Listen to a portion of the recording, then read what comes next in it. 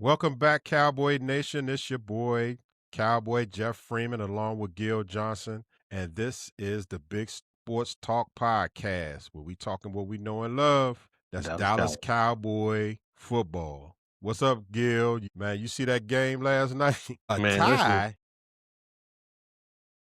Playoffs? my A pops used to tie? hit me all the time, man. A tie is like kissing your sister. Is meaningless, right? Especially for all the work and dedication that these players put into week in and week out or year round. You hit a tie, it's like, oh my gosh. But I mean, I'm not gonna say nothing, but that 1 second should have ran off the clock, if I'm being honest with you. You know what I'm Yeah, saying? But who was working the clock on that, yeah, man? they's like, One "Oh, yeah, second? we just going like as soon as it hits his pad, the ball bounces off the back of, Sack's pad and I'm like, "Dog, roll that clock off, champ. There's supposed to be a Yeah. 40-37 win. We supposed to be talking about a win right now, not no tie." But I mean, I'll take it because I don't think anybody in America, thought that Dallas was gonna come out with anything that even remotely looked like competitive football. Except for Jerry Jones, because he said it before the game. But hey, Jerry, okay, Yeah, the Jerry. whole world picked the Cowboys to lose and lose bad, and the tie. I got mixed emotions about the tie, but like you said,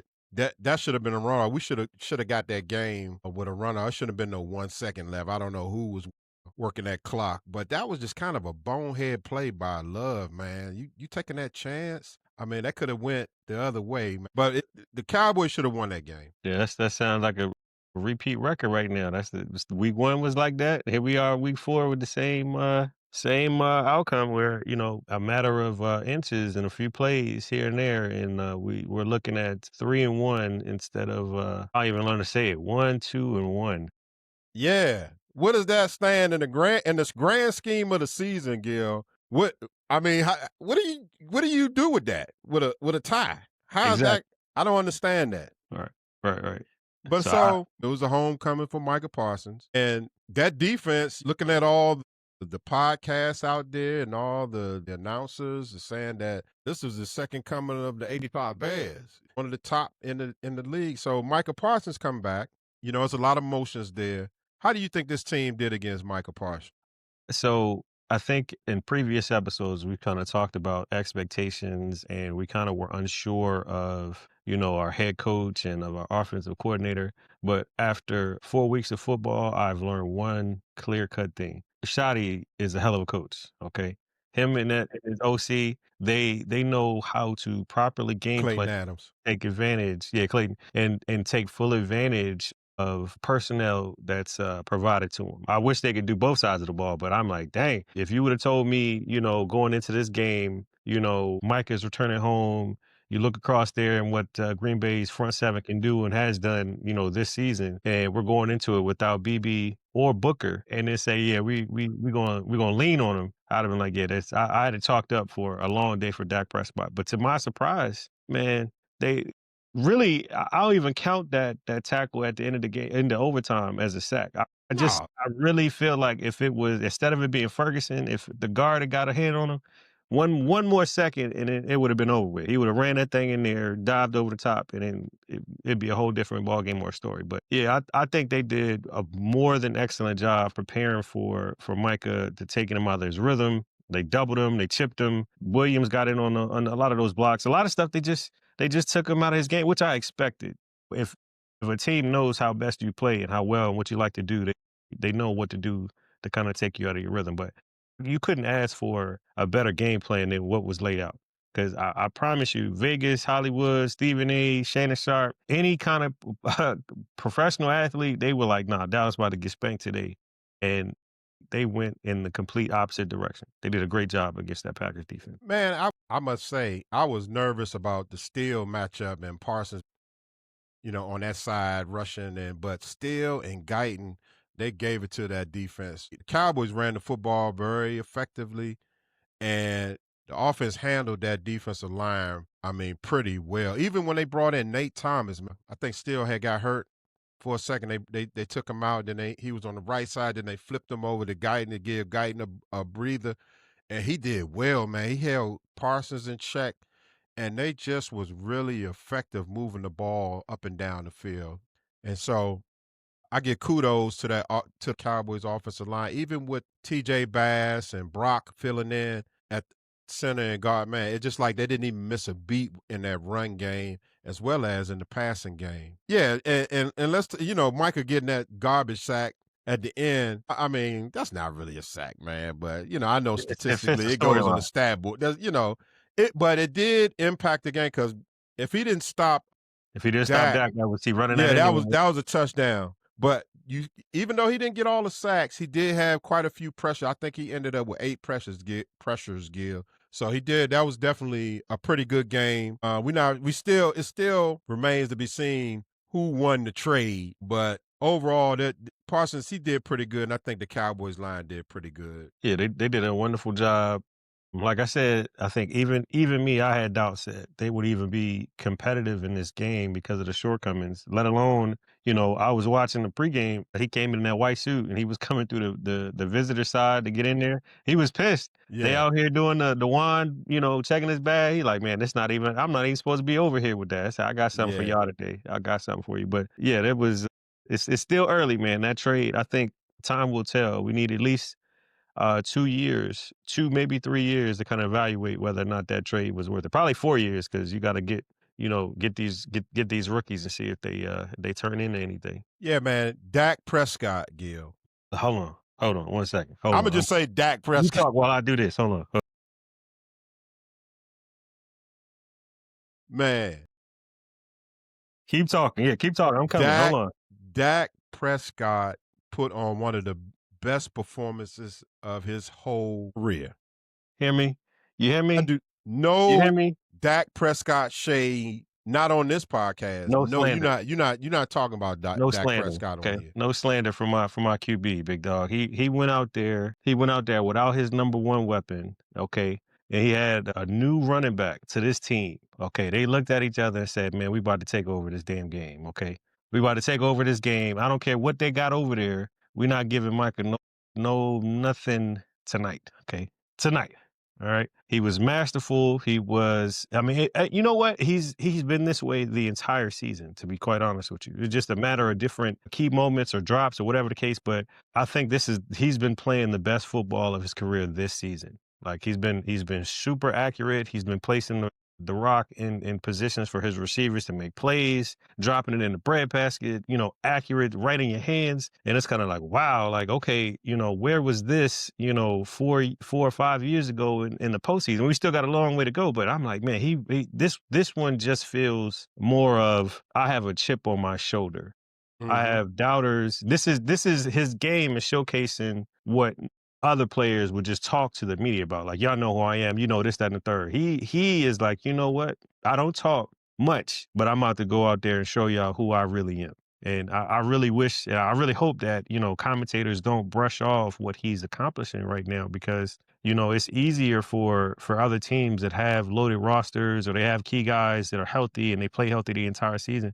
This man, you might as well say they stapled his hamstring back to his leg surgically. Okay. He out here with a screwed up ankle, that was turned the other way from the Giants. He turned into a passer. And then he's out here, he's playing the QB position at an all-time high level. And I mean, an all-time high level with guys that, what other teams wouldn't even consider, like their starting, will crack their rotator, their roster for starting receivers.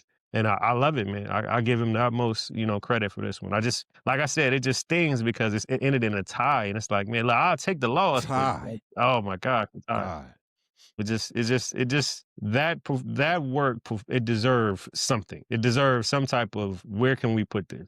I hate to even think about how they're going to calculate this when, let's say if it is close, how does this work in the playoff push when you see that asterisk next to you? I'm like, oh my gosh. It's So, not a I mean, we got loss. time, but I'm like, sheesh.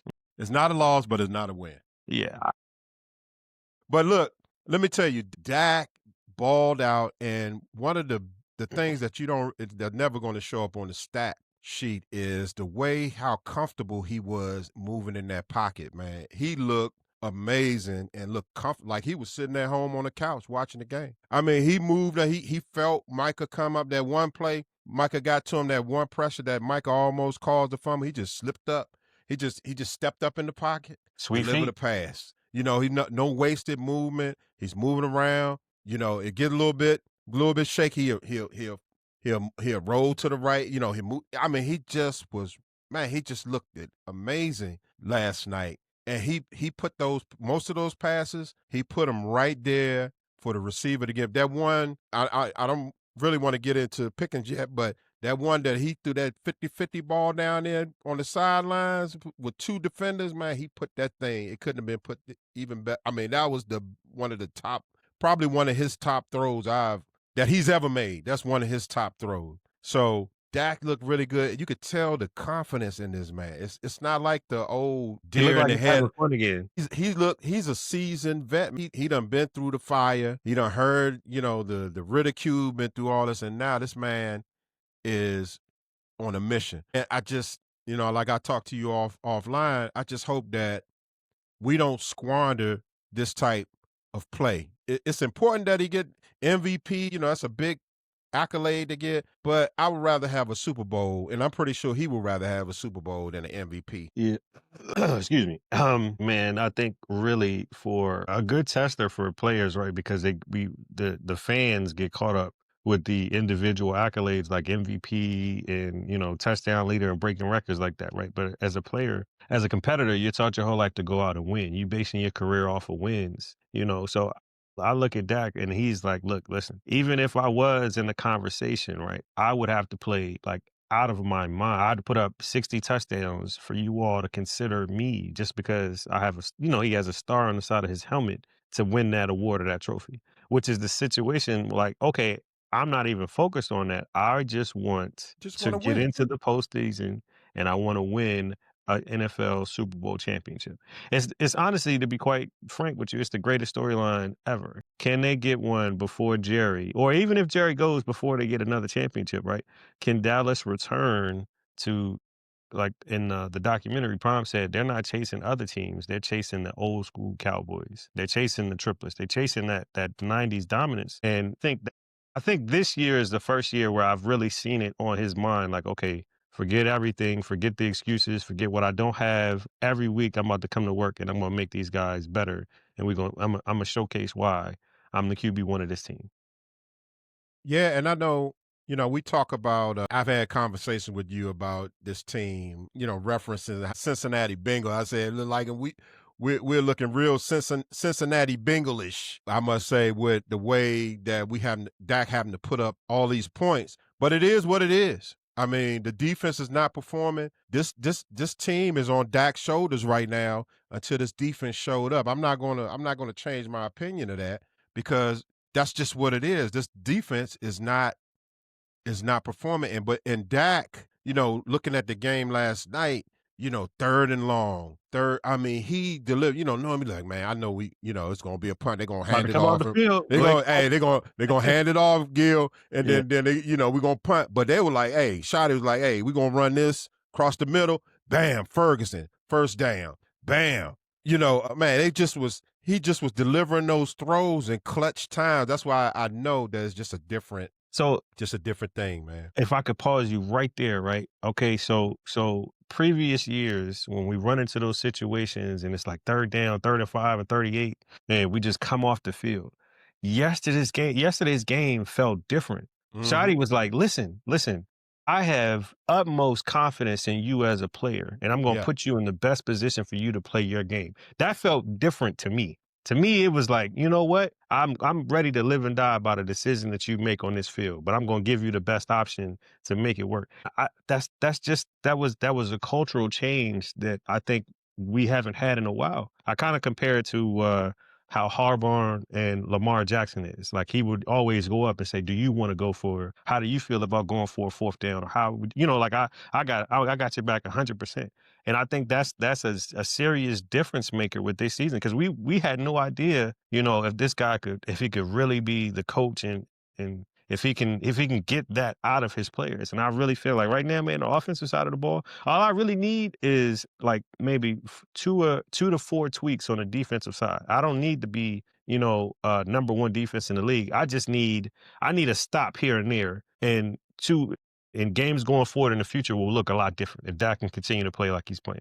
That's all. Gil, George Pickens. George Big Time Pickens. Let me tell you. Let me tell you. Last night was a come out. That was just a coming out party, Mhm. you know, in a good way, man. He put on a clinic, and this is what we've been waiting for as fans. We've been waiting for him to just get in the sync with Dak and make these plays. And now let me tell you this, Gil. Now CD, you know, I hated to see CD go down. All Cowboy fan hated to see CD go down. But it was kind of I was really curious to see how this receiving unit would perform without CD, if that makes sense. I didn't really want him to, you know, I didn't want him to get hurt, but I just wanted to see what we had with the Flanoys and the Tolberts and Pickens, and just to see how they would perform, how they would perform. And but with Pickens, he made those big man. I said it in the beginning of the season. His catch radius is infinite. He, you know, he dropped that critical, you know, he dropped that critical first down. Well, we can put that to the side. Yeah, we can overlook that We can based on overlook that, but he had over 130 yards and some eight tutties, had catches, some tutties. So buck tell me your 34. what do you? I mean, how did you feel about him? You know, I know you happy about Pickens, but just tell me, I don't know, the overall with Pickens and the receiving core.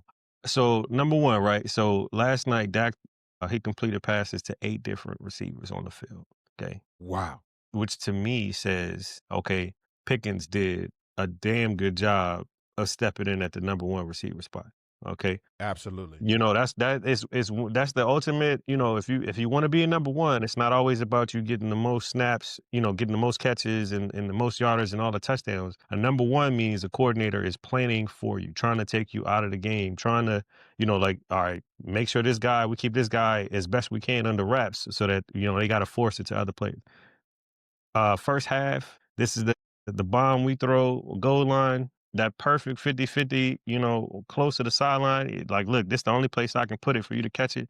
He goes up over 2 defenders, drags it in there. I said, okay, something has for sure changed in that locker room because he woke up and I'm here for it. And I'm hoping that you know, in 3 weeks or maybe 6 weeks, well, I guess when we end up playing the Broncos, he can kind of carry that same energy when CD returns to the field, where they could be lethal, or they could just believe like, yo, there's nobody that can check me 1-on-1 in this game of football on either side of the ball. And I just hope he keeps that. But I give my hat to him for an incredible performance. Like we said, 8 catches, 134 yards, 2 tuds. He opened the field up for Floyd Nord. He opened the field up for Turpin. It actually got to the point where Turpin could have really got loose a couple of times, which I'm a little mad about. You know, Turpin balled out. Turpin speed. I'm actually, you know, starting to pay more attention, but I'm sure Brian saw it too, where he's like, I'm gonna utilize him a lot more. Turpin was he was a nightmare 1-on-1, spin off, take off. I'm like, bro, we got a 5-yard lead on this man. You need to give him a shot. Give him a shot. So He didn't look that way. That was on Dak. He didn't look that way on him. he So forced that. He definitely forced that. But my guess is that Pickens was the call. So he's I'm gonna give Pickens the throw. But he said, man, look, just glance left because you missed. That was a walk in. It was a you know walk. what frustrates me, Gil? What was that? Man, you know, Tolbert, you know, he'll disappear during the course of games, and then all of a sudden you'll get one of these 60-yard bomb strikes Hmm. with the dotting the I on the sidelines. He'll make that type of play. His consistency, it just frustrates me when I see, okay, you disappear, you know, most of the times during the game, like Chicago Bear games, you would disappear, and then all of a sudden you reappear on one play, and then we won't see you again. That the consistency of that, or you'll drop a pass, or you know it'll be third and clutch, and you know it hit you right, the ball will hit you right in your face mask, and you will drop that pass, and that just frustrates me with him. But I guess from what I hear, the organization loves Tolbert. He's not really going anywhere, and Dak loves Tolbert. So I mean, it is what it is. But you would think that you would get a little bit more out of Tolbert. I expect more out of Tolbert than Turpin, really. But Turpin been out playing Tolbert. Listen, let me say a couple things, right? So number one, Turpin, he's like my version of AI. Remember they used to say if AI was 6 feet, it'd be over for you Negroes, okay? Mm-hmm. And Turpin was If Turpin was a 6-foot receiver playing like that, he'd be just like Pickens or potentially like CD Lamb. He'd be unstoppable. Okay, but I think the head scratcher for me when it comes to Tolbert is it's like, dude, listen, you got the size, you got the speed, you got you can do the few. There's nothing that you can't physically do on the field, but like we all know that you belong there, but I just don't see where's the hunger or where is the like, yo, throw me. I would be mad if he said, yo, throw me the ball. Throw me the ball. Throw me the ball because I'm going to get open or I'm going to get over this. This guy can't check me. Okay. And I Right. think that's the part that we're waiting for because you can see it. You can see like, he going to he keep giving you flashes. He had a decent season last year, but he keep giving you flashes of like, okay, I can be there when the moment is needed, but don't look for me too much. Yeah, Like man. I did my part. Now, y'all go close this out. And I'm looking at him like, look, if I made that catch like he did on the Tony toe tap on the sideline, I'm looking at the coach like, hey, come look for me in the back of the end zone. Not I'm talking to Pickens like let me finish this off. Like let me finish this one off. Okay. So, but yeah, I get it, man. It's a frustrating thing because with him there, you look and you say like, okay, I shouldn't necessarily have to look for Floyd. Floyd Lawrence should be like a fourth or fifth option, but you Yeah. making him like third because Dak don't have the trust yet in you. Well, But maybe he got man, when he touched that ball, boy, hey, he gone.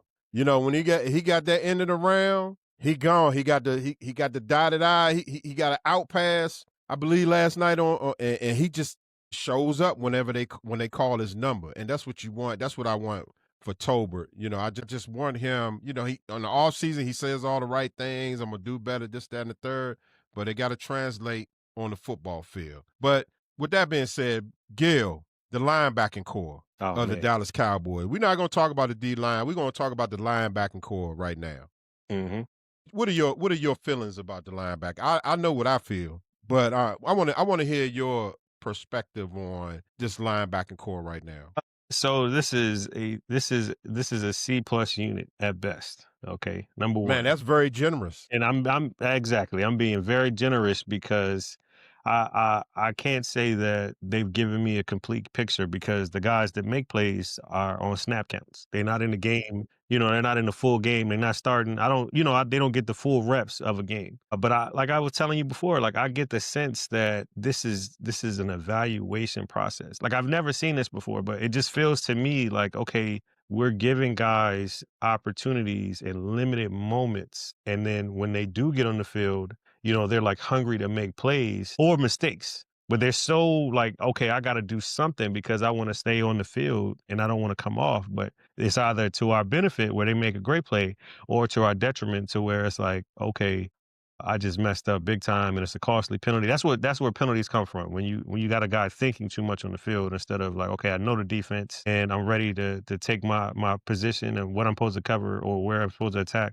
and then go from there. That's what happens really when, a guy he's not getting the reps that's necessary to go through it. So I give a generous C+ on it. I like what Houston is doing on the field, but you can clearly see sideline to sideline. We're gonna have issues with middle of the field passes, with running backs that get outside when the edges, and it just screams like Overshown, come save me. But I don't even, I'm not even looking for that. Like he's coming back off of two, terrible Major injuries. surgery. Yeah. Yeah, like I don't even want that type of pressure on his mind because it takes time to physically get back to what you want to do. But for me, I just look at it like when they decided to trade Micah and they wanted to go after these picks, that he's like Eberflus is like, okay, He this is brought what his I'm. guys in. Yeah, he's like, this is what I have. Okay, this is a trial basis every week. I think Brian said it in the beginning before the season started. The spirit of competition, like nobody in AAU terms, like nobody's spot is guaranteed. Week to week, you can lose your spot if you're not doing what you're supposed to do. But And that's Gil, that's just that's just what I see from the linebackers. But you probably go deeper into that. Gil, why are we doing trial? It's the fourth game, bro. Why are we still doing trial bases? We should have a pretty good grasp. So You got a good piece of body. You got a good body of work in the first three games. my response to that, right, is Eberflus don't want none of those players on the team. Mhm. If I'm being 100% with you, right? Most coaches, when a new regime comes in and a new system is being put in, the first year of it, like you expect mistakes, you expect blow ups, and you expect guys to take a second to kind of get used to it. Eberflus is kind of like, I'm willing to go through. I'm willing to to be under fire. You know, if that means I can, if I can build this defense from scratch the way that I wanted to do so that I can have the coverage that is necessary. Tony Dungy said it best. He was like, if Micah Parsons if there was some kind of way that they were able to keep him in a Dallas uniform, he felt that he could have been spectacular in this system. It's kind of, similar to that Tampa defense when he was in Tampa Bay. Also, what he was able to do with Dwight Freeney in Indianapolis. So I get a sense that they're just the conversation before the season with Jerry was that we need more pieces. We need guys that can make this system work. Now in the grand scheme, that sounds great, but in practical, what we're seeing week to week is it's a show of garbage. It's a garbage show. Right? It is. We out here getting torched in any kind of manner. Players are confused. You can visibly see the players are confused. They have no idea where they need to be on the field. Because I'm looking at the Chicago game. I'm like, look, okay, it's one thing to be a bad defense that you don't have talent or guys are getting beat. It's another thing when you get like a dude just runs a route scot-free, turns around in the back of the end zone, catch, not a hand up. Everybody turn around looking like who had him. I'm like, bro, it's just we don't understand what you're asking us to do. And I think that I'm gonna end it with this. I think that he's going through the process of starting from square one, and week to week he's making adjustments. But I think ultimately he's preparing to clear this defensive roster.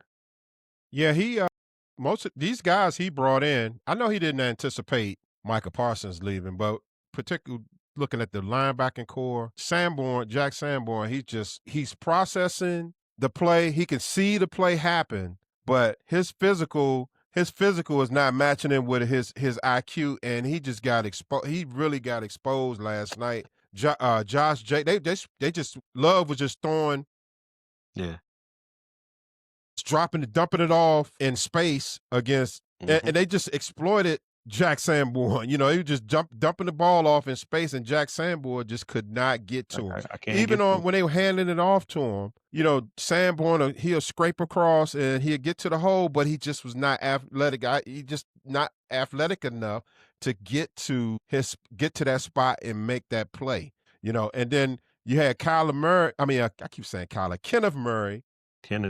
He got hurt. He got sucked up in blocks. He just wasn't there. He wasn't feeling. He shows up. I talked big about him against the Eagles because he had a pretty decent game, and he just disappears at times.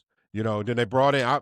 I was a big advocate of Maris Leofow, and he gets in. They put him in. He gets a bonehead penalty, and then he missing tackles. So I see why. Okay.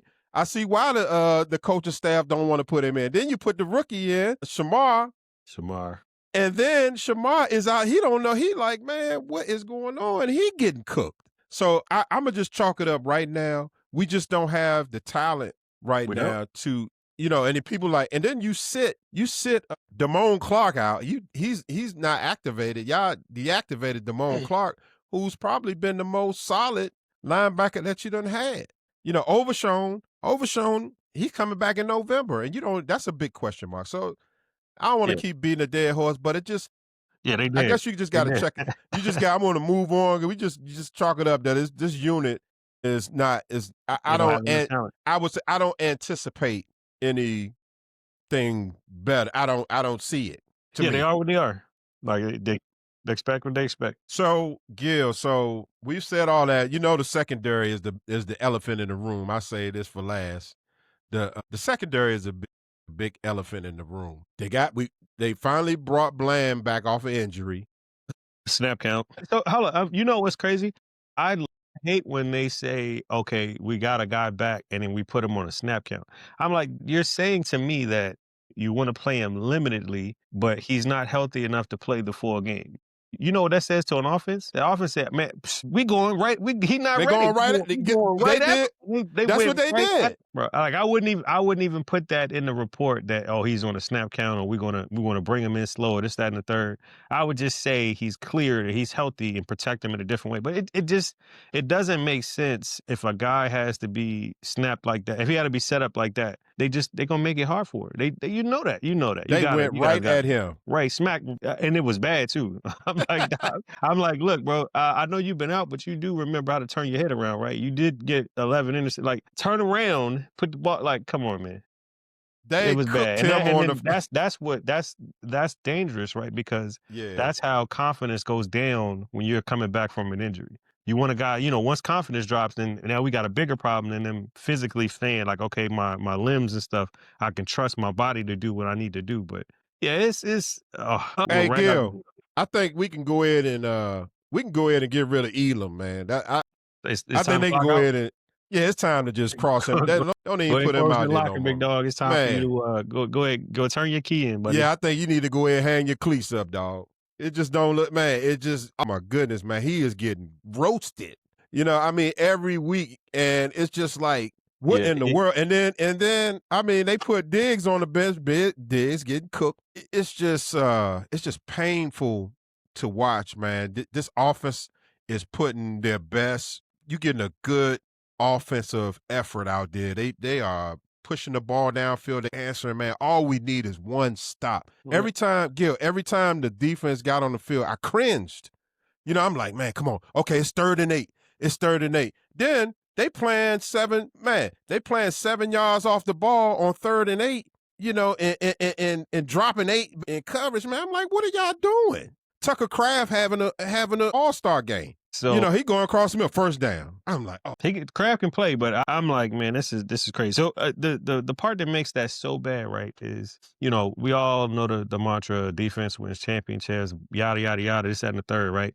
But the type of offensive output that they put up, it does what for a defense? Is time of possession, okay? We driving on these dudes. You got time on the bench. They had plenty of time to look over the plays, look over the mistakes, kind of rally to get it together. That, like, I got you. Just hang tight for a second and get back on this field.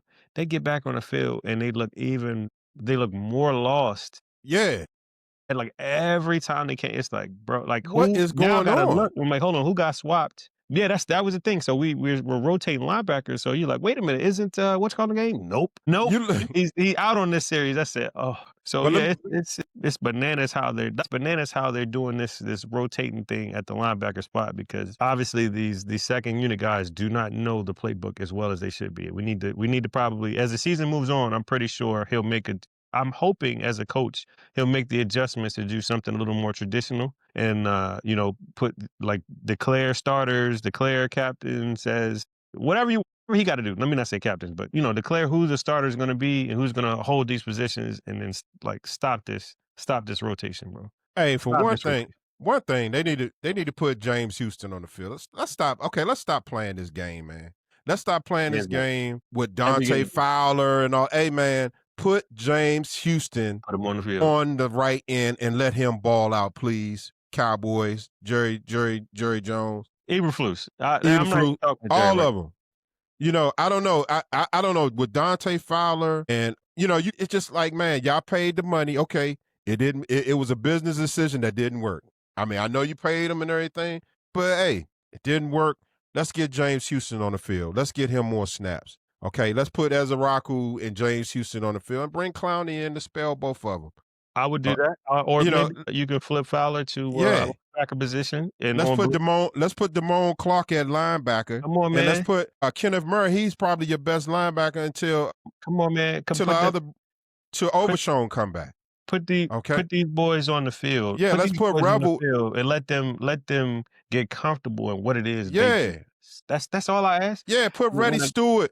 Let's put Reddy Stewart and take Elam and put him on the show. Turn your brain off, and it's time to go to work, man. It's time to go to work. Yeah, Gil. Let's do some common sense type things, man. That the average fan, the average fan is looking at that, Gil. Right. Yeah. So, I wanna highlight Javontae Williams, man. That is he gets honorable, man. He gets all met. He's all pro. I really early feel like all pro. And He and, about to and I'm win Most Improved Player of the Year. he is, man, he is playing his heart out. And I'm gonna tell you, Gil, they need to wrap both. They need to wrap Pickens up early. Don't play these contract games, man. Wrap Pickens up and wrap Javontae Williams where you can get them at a reasonable rate. What say you, Gil? So Pickens for sure, without question, you're looking at it like, he's going to be a key piece moving forward the next 4 to 5 years. 25, both of them 25-year-old receivers, they can be number one. CD obviously number one, but Pickens just changes the dynamic of a game, right? Best to go to the table early to get him out the way. Williams, now we'll see how they work out that deal for him. But like I said, man, he was on man time yesterday. Okay, Mm-hmm. he was, when I say we talk about running the football and not like, oh, we going sideline to sideline, bro. I'm coming at your muffin cap. I'm going right up the. I don't care what you got over there. I don't care what you got over there. I'm coming smack at you. All I heard all night, clap, clap. I heard clanging, and I'm looking up. I'm actually thinking that, like, is he okay? Because I'm like, man, that was a shot. Your man's went out there and earned every bit of those 70+ yards in that tud. Okay, he Yeah, earned that. Okay, they and he kind of he was blocking too. I said, man, look, you're not Ezekiel Elliott, but you doing your thing out here today, buddy. You out here doing your thing. Because I easily thought that was going to be we going to stop this. I never know week to week what I think, but I think he's at his position, because I got him in fantasy, right? He's top 5 at the running back position right now. This mm-hmm. boy is he doing it the hard way, and I'm like, man, people wrote you off. This the get back year, so I'm giving him like big kudos, holding that. The rookies ain't gonna see the clock, to be honest with you. They not coming in to take that job from him. But Now he playing man time.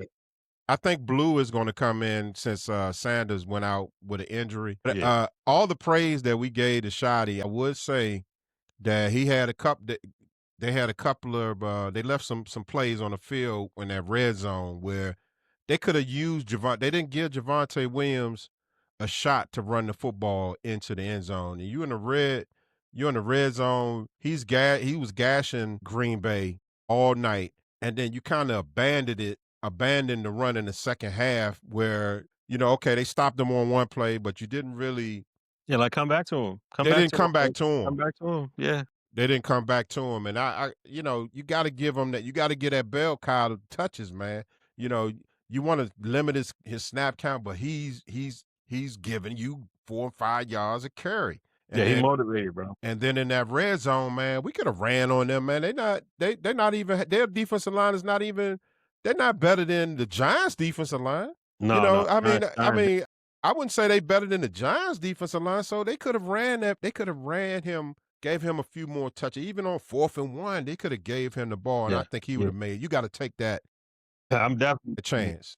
Yeah, from what I've seen thus far, he is earning that in my eyes. Where it comes down to more critical situations during the regular season, you know what? Let's put the ball in this guy's hands and let him make the play. Let's live and die by that. And you never go wrong with a solid run game. But yeah, I'm giving him big props because I didn't really have high expectations for him. Like like I said, when the line is healthy, when those guys is leaning on folks, I'm like, okay, you're doing what you should. But man, yesterday, I'm trying to tell you, big bro, Yeah, that you look back, Gil, at these games like, man, the Eagles of the world, we let that get away. Okay, we got the Giants. we squeaked. Okay, okay, okay. We threw up on the bed. We threw up. We wet the bed on the beds. But this game last night, man, it just these That was games different. as a if you have aspiration of being a championship team, you have to perform it in the moment, and you got to capitalize on when that moment presents itself. You have to capitalize, Gil.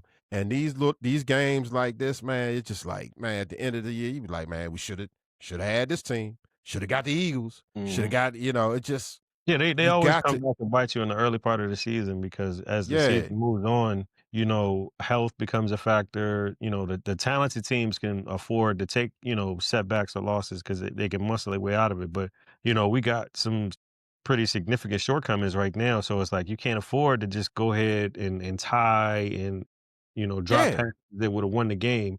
But I mean, me But personally, look at Gil. Look, I don't mean to cut y'all, but look at the Eagles, man. Their offense is atrocious, man. yeah. That game yesterday, man, they didn't even score. in the second half. Mhm. AJ had two for 7. I'm like, and they still won, man. They are playing ball, but they find a way.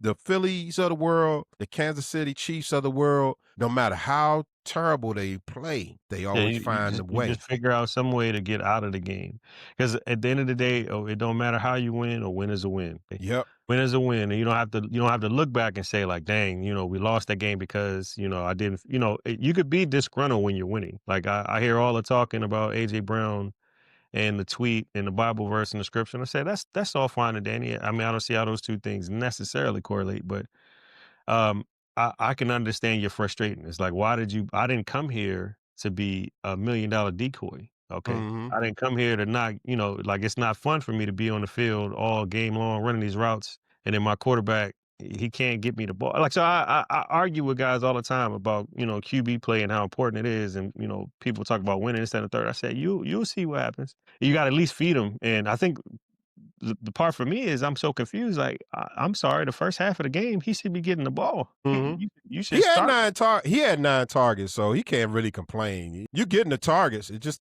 sporadic. It's been sporadic this yeah. entire season, and I But think that's forget the that. frustrating part. But yeah, I mean, we Forget can them, move on man. from that part. Yeah, But forget them, man. But that's our time. I don't care too much about them folks over there anyway, man.